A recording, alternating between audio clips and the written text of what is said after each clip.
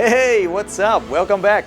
So yeah, a couple of weeks ago I got invited by Survios to come over to their office in Los Angeles. And over there I got the opportunity to check out their upcoming zombie survival game that they have been working on for quite a while now in collaboration with AMC. I'm of course talking about The Walking Dead Onslaught, a terrifying VR experience that lets you step into the shoes of your favorite survivors from the TV series, letting you fight against hordes of walkers while confronting both the horrors and humanity of this apocalyptic world.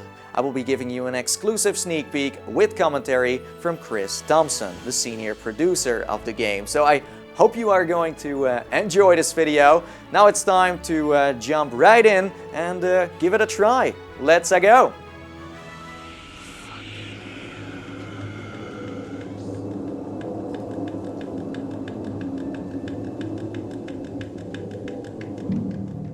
These supplies are gonna help a lot of people.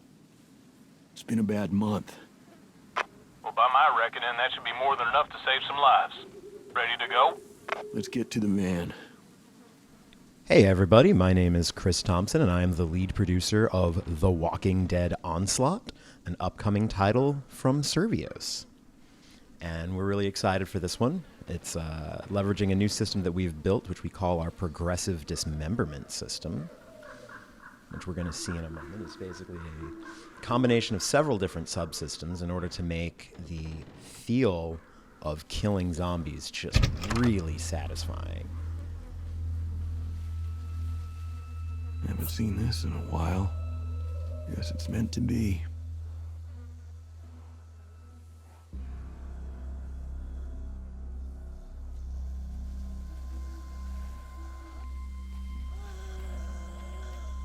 So here you see our first walker. You can see Nathie being able to stab and sever and carve up their body while they're on the ground. It is a very immersive and reactive system designed to make you feel a very visceral sense of the gore of this world. So the story of this demo and the story of the larger campaign is that you are Rick. You are on a supply run that has gone awry, and currently you are trying to rendezvous with Eugene, who is going to pick you up in a van and take you back to Alexandria.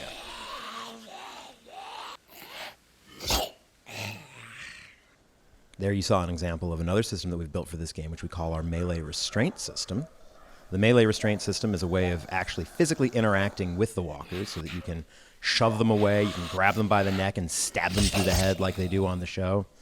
The idea was to make a gameplay experience that is as true to AMC's Walking Dead as possible. We wanted players to really be able to feel the way the characters in the show feel. The spot is sufficiently prepped and so is evac. Keep an eye on the time and head for the rendezvous. Hopefully we can get back out without too much trouble.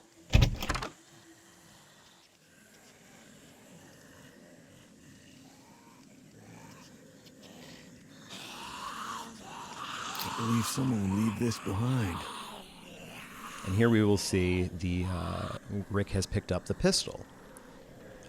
For all the firearms in this game, we took the technology that we developed for raw data, all of our firearm work, and sort of expanded upon that and wanted to make something that felt really good and really immersive. And really satisfying.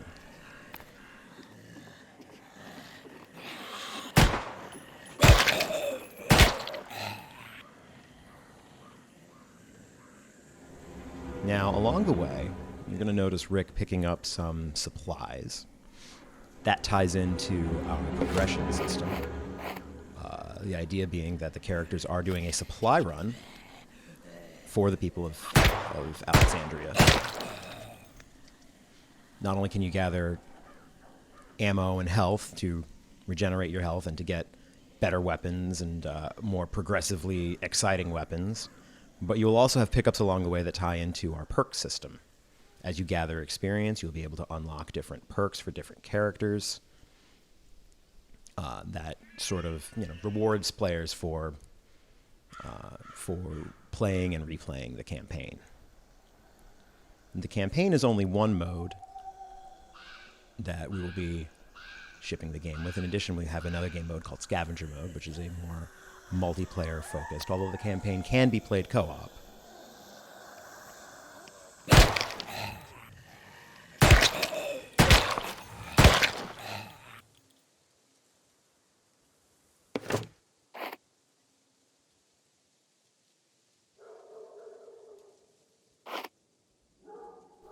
In the campaign, players will be able to choose to play as either Rick, Michonne, or if you're playing co-op, Rick and Michonne.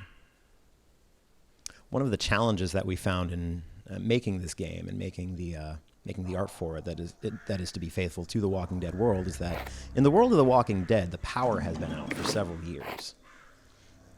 So for the environmental design, we have to rely entirely on organic lighting. So there's very few instances of like electronic lighting because the power's off. There you see one of the dynamite traps that have been littered around the level. You can tactically take out multiple walkers at once, or lead them to a certain area and blow them up, allowing for more versatility and strategy of gameplay.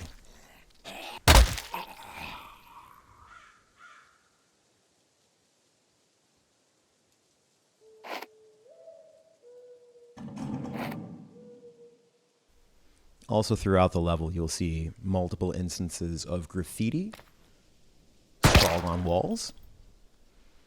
This is an example of some of the environmental storytelling that we want to use in this, that we want to leverage in this game. Because we want this to feel not like a video game, but a world that people live in. This is an actual post-apocalyptic Virginia. And so throughout the level, you will see like missing persons posters before people realized what was going on when they were still trying to find each other. You'll find graffiti, which, if you're a fan of the show, you'll realize is a huge part of the show itself, how different groups of survivors communicate with one another and spread messaging.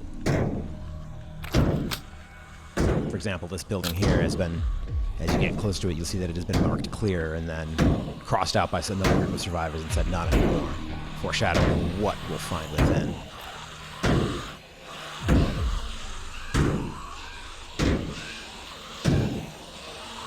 I'm sure that's not a problem. I'm sure they're not going to get out of there anytime soon.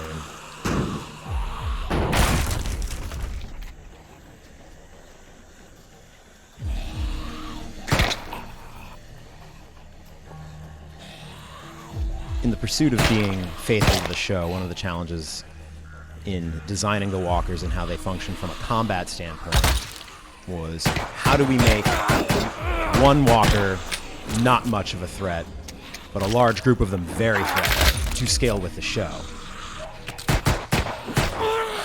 As happens in the show, usually you can deal with one walker and it's okay, but multiple starts to get overwhelming.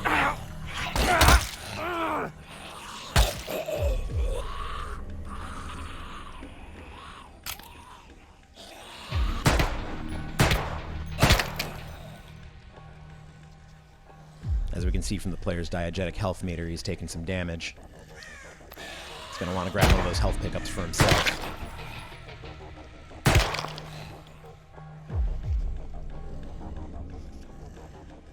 Also a level of gameplay versatility that we wanted to introduce is to have a nice complement of both melee and ranged weapons, so the players can swap back and forth between the two of them. And so there's a risk and reward involved with the firearms, because they are more efficient at taking out walkers. However, they do make a lot of noise, and just like in the show, the walkers are attracted to noise.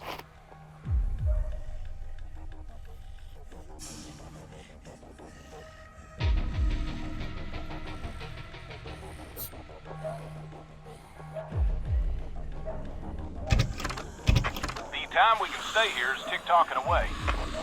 That's why I have you to watch. Just keep an eye on your ticks. I will send help at the red when called.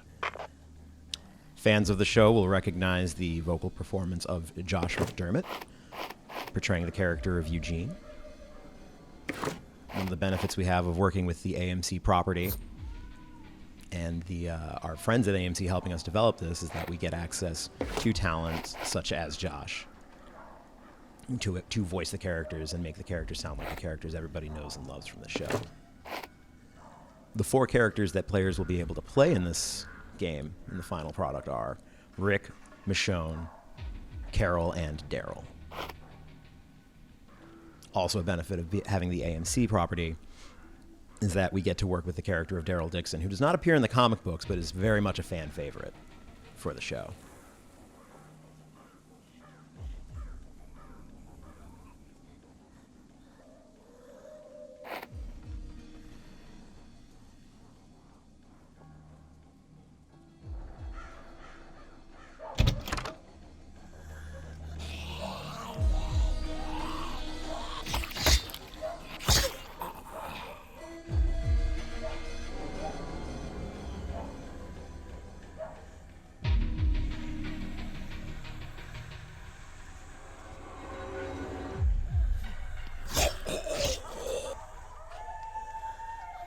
And that this is a survival horror game, a lot of the gameplay strategy comes from either enemy management, ammo management, and figuring out how to navigate an area full of enemies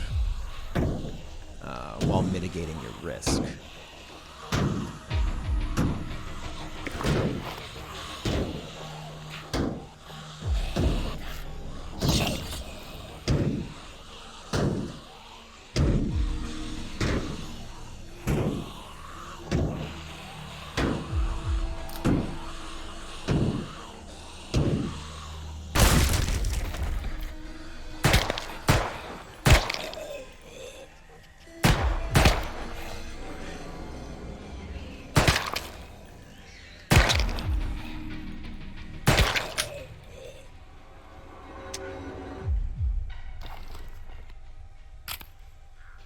Also, in keeping with the style and aesthetic of the show, you'll see that Nathie's able to stabilize his gun and take time to patiently aim his shots. We wanted all of the weapons in this game to feel just as close to real life as possible. How are you holding up? Well, you might be up shit creek without the proverbial paddle. You think I'm doing the right thing here? Could be the wrong call. All right, now. Options are 0 to none. We have to evacuate and regroup. In this particular alleyway, we're going to find an item that is familiar to both show fans and comic fans alike, as seen in later seasons of The Walking Dead.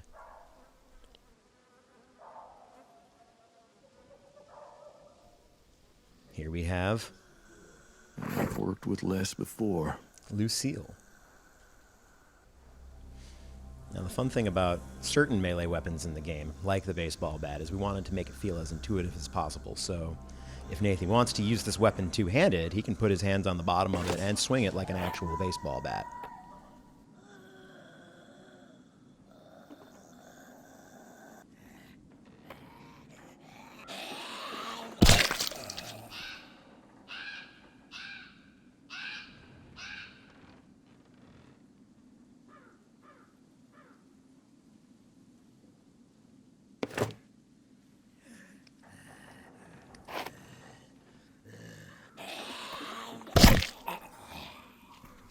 Within the development studio here at Survios, Lucille is definitely a favorite.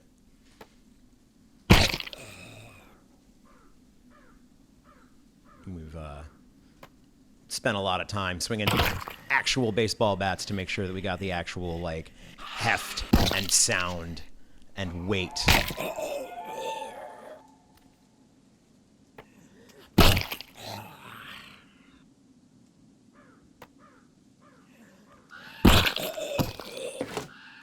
So as he continues to gather these things, a big part of the game is going to be the scavenging mechanic. As I mentioned earlier, there's an entire game mode dedicated to scrounging supplies and finding things to take back in the world, to take back to Alexandria to fortify your people.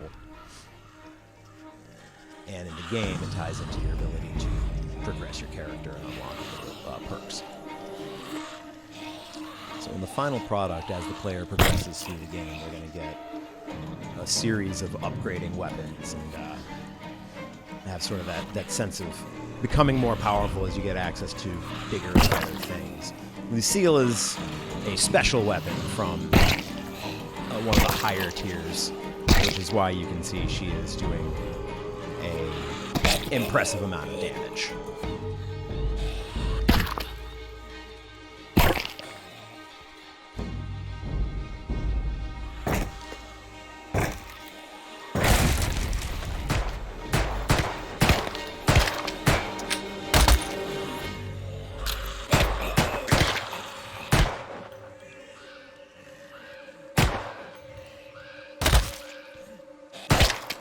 In this moment, Nathie is going to come up to the end of the demo, which is our holdout moment.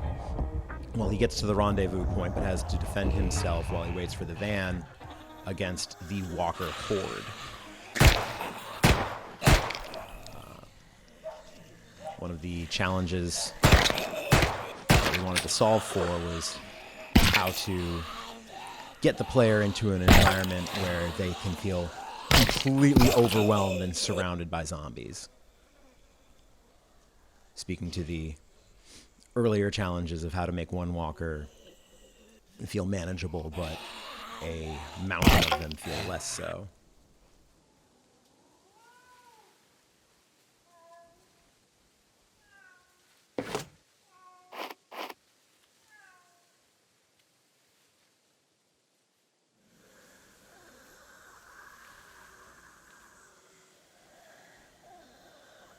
Things are about to get higgledy-piggledy.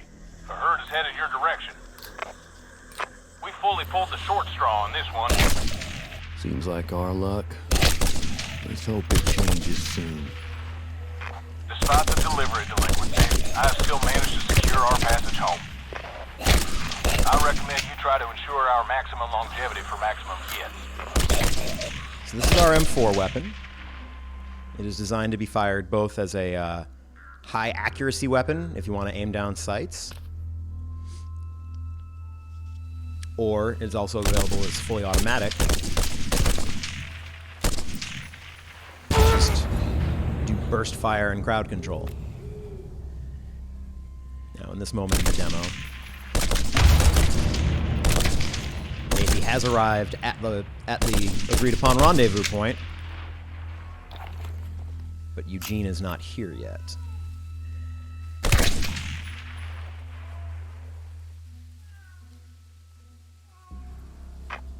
Like time is halfway up.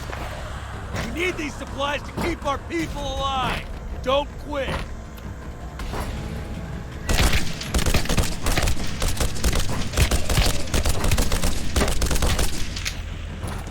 You see Nathie using some pretty brilliant tactics to use that box van as a choke point.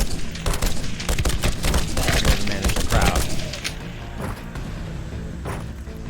Uh-oh. Might be very well coming in hot. Almost there. Just one more push through.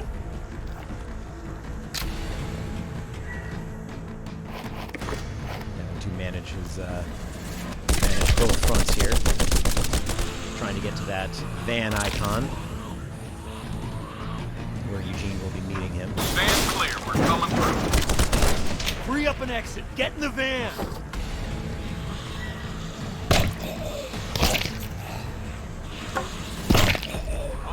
Open-toed shoes, you might want to back up.